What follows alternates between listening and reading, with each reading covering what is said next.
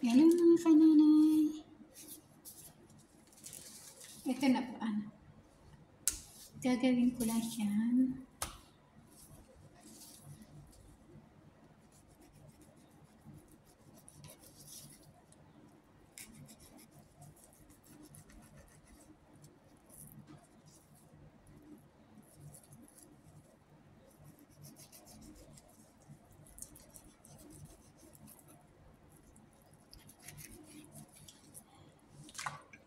Para mababad na siya.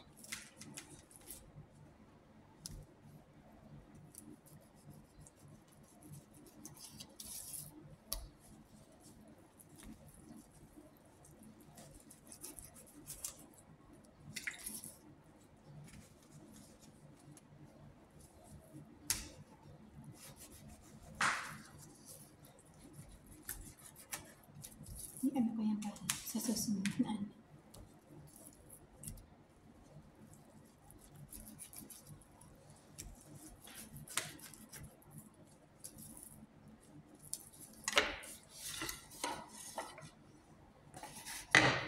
Gasan ko na siya mga kananay para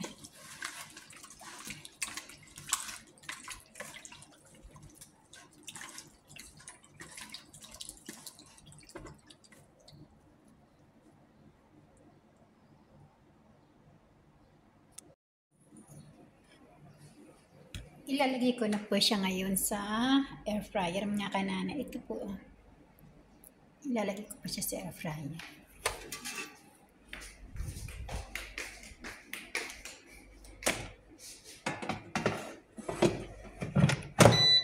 Ito ilalagay po natin siya ng i-on natin. Tapos lagay lang natin siya sa 15. Gawin natin siyang 30.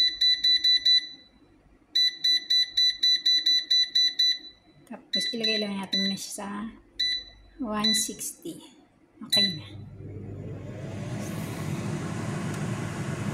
Ay, hello po mga kananay. Ito na po yung tanghalian nila. Puting kanin. Ito yung may salamon, may inihaw na kamatis, sibuyas, saka bawang. Tapos ito naman po yung salad nila. Dito po simple lang po ang gusto nila, hindi po sila maano. Ito po yung sa sahog niya. Salamat po mga kananay. Thanks for watching.